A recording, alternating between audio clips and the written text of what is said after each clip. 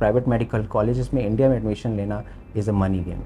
1 करोड़ 20 लाख आपको seat book करने के लिए पे करना होगा। ईयरली फीस तो अलग ही रहेगा फिर उससे। फॉरेन से भी एमबीबीएस करने के लिए you need approximately 40 lakhs to 50 lakhs। मेरे पेरेंट्स बहुत कट कर करके पैसा सेंड करते हैं मुझे यहाँ पर। जो आगामी बच्चा है जो अब सोच रहा है कि मैं चला जाऊं, उसको ये मैसेज लाउड एंड क्लियर होना चाहिए।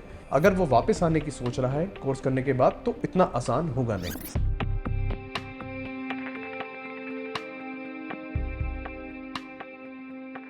What other disease goes into type 2, type 5?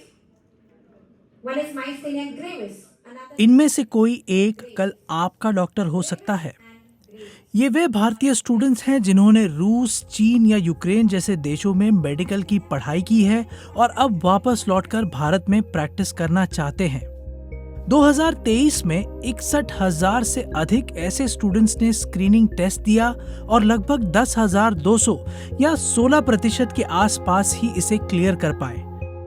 इससे विदेशों में पढ़ने वाले स्टूडेंट्स की क्षमता को लेकर चिंताएं बढ़ गई हैं और इसी के चलते अधिकारी अब स्टूडेंट्स को विदेश जाने से रोकना चाहते हैं। देख सकते हैं स्टूडेंट कैसे फंसे हुए हैं यहाँ, बंकर्स में सब सोए हुए हैं यहाँ पे। और फिर यूक्रेन में युद्ध के दौरान मेडिकल स्टूडेंट्स को जिन मुश्किलों का सामना करना पड़ा था, या हाल ही में किर्गिस्तान में स्टूडेंट्स के साथ हिंसा जैसे मुद्दे भी हैं। तो ये समझने के लिए कि अब भी ये स्टूडेंट्स विदेश क्यों जाते हैं, हमारी बात हम इस चार्ट से शुरू करते हैं। पिछले साल भारत में एमबीबीएस की कुल 1,07,000 से कुछ अधिक सीटें थीं और एंट्रेंस एग्जाम को पास करने वालों की कुल संख्या थी लगभग 11.5 लाख।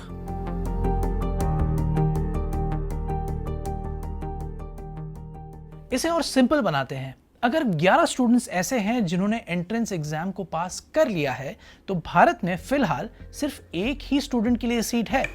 ऐसा होने पर बाकी 10 का क्या? काइंड ऑफ बोल सकते हैं। अंकिता चौहान उन 10 में से एक थी। और मैं सर्बिया में एमबीबीएस कर रही हूँ, क्रागुजेवास, और मैं फर्स्ट ईयर में हूँ। My interest is in neurology.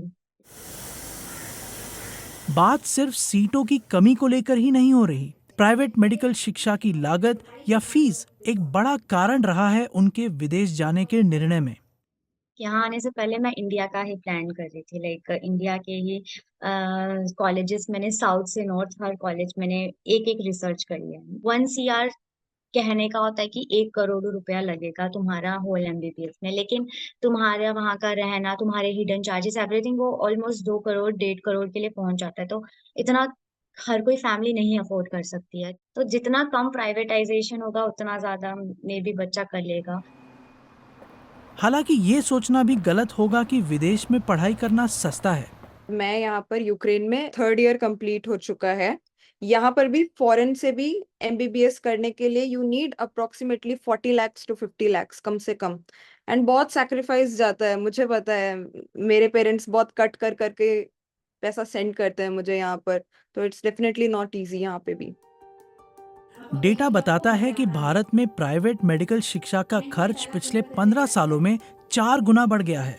2008 में लगभग 30 लाख रुपए से बढ़कर ये रकम आज 1 करोड़ 20 लाख से अधिक हो गई है।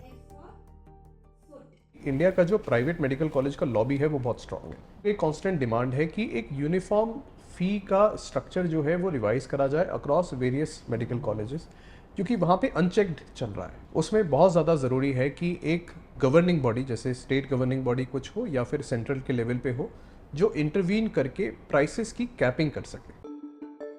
अपने कॉलेजों में सब्सिडाइज्ड कीमत पर सीटें प्रदान करने के अलावा सरकार कानूनन प्राइवेट संस्थानों की 50% सीटों में फीस को लेकर निर्देश जारी कर सकती है, लेकिन वह ऐसा कितनी बार और किस हद तक करती है, ये सवाल बीबीसी ने स्वास्थ्य मंत्रालय और नेशनल मेडिकल कमीशन से बार बार पूछा, लेकिन कोई जवाब नहीं मिला।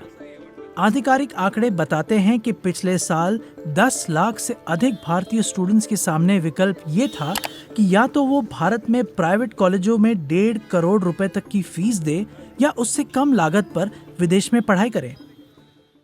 आज देश में 707 मेडिकल कॉलेज है, जो पहले 350 हुआ करती थी। 10 साल में डबल हो गई। फिर मोदी जी ने कहा कि हम एक कमेटी गठित करेंगे और एक कमेटी के रिकमेंडेशन के आधार पर बाकी कहाँ मेडिकल कॉलेज खोलनी है वो सुनिश्चित करेंगे। बहुत बड़ी बात है। लेकिन इन प्रयासों पर आए दिन सवालिया निशान उभरते रहते हैं। उदाहरण के लिए एम्स मदुरई का मामला लीजिए। 2015 में इसकी घोषणा कर दी गई। 150 स्टूडेंट्स एम्स मदुरई का हिस्सा होने के बावजूद एक दूसरे इंस्टीट्यूट में अपनी पढ़ाई कर रहे हैं।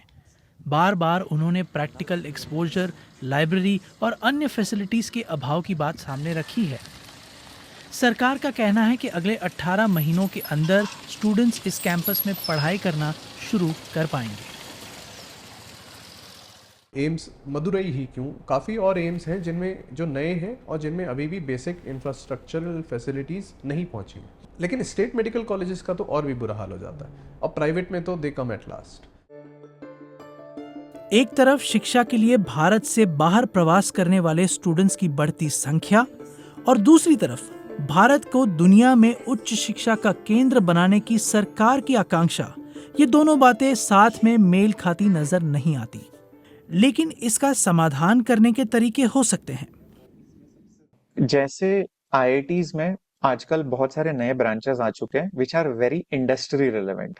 तो apart from the pure hardcore MBBS branch, मेरे ख्याल से और भी ब्रांचेस को एक्सप्लोर करना बहुत ज्यादा जरूरी हो जाता है। अगर आप इतना भी करते हैं कि आप प्राइवेट मेडिकल कॉलेजेस को इक्वल रखते गवर्नमेंट मेडिकल कॉलेजेस के इन टर्म्स ऑफ अफोर्डेबिलिटी, तो शायद ये ब्रेन ड्रेन का ऑप्शन ही खत्म हो जाएगा। और अगर ख़त्म नहीं भी होगा तो इतना लिमिट हो जाएगा कि people will seek education in India. Budget कभी बढ़ा ही नहीं, और अगर बढ़ा है तो बहुत ही इंक्रीमेंटल, बहुत ही डेसिमल फ्रैक्शंस में बढ़ा है। ये सेंट्रल बजट की बात कर रहे हैं, जो यूनियन बजट जो अनाउंस होता है। जनरल एक हेसिटेंसी है कि health is a state subject, तो हेल्थ के स्टेट सब्जेक्ट में जो है स्टेट प्राइमरीली पैसा डालेगी, बजट ऊपर से बढ़ाया जाएगा, then only it will trickle down. सरकार का कहना है कि उसने स्वास्थ्य पर अपना खर्च बढ़ाया है, लेकिन बारीकी से जांच करने पर अपर्याप्त आवंटन या एलोकेशन और बजट न बढ़ने के संकेत नजर आते हैं।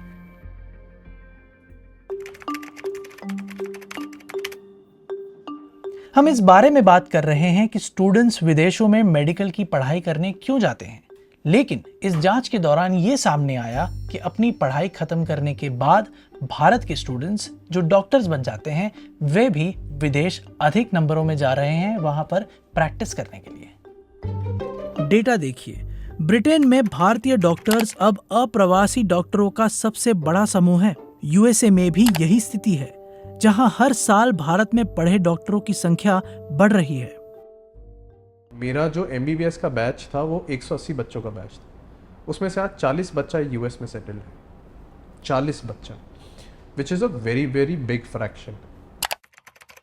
जब हमने सरकार से पूछा कि इससे निपटने के लिए क्या कोई योजना बनाई गई है, तो कोई जवाब नहीं मिला। तो इंडिया के अंदर जो वर्किंग आवर्स हैं रेसिडेंट डॉक्टर्स की अगर मैं बात करूं तो इट इज़ हॉरिफिक। मैं ऐसे भी रेसिडेंट डॉक्टर्स को जानता हूं जो 72 आवर्स कंटिन्यूसली काम करते हैं, और फॉरेन कंट्री में डॉक्टर को डॉक्टर की तरह देखा जाता है, बट इंडिया में they want us to work like a labour, so the best brains in the country are shifting.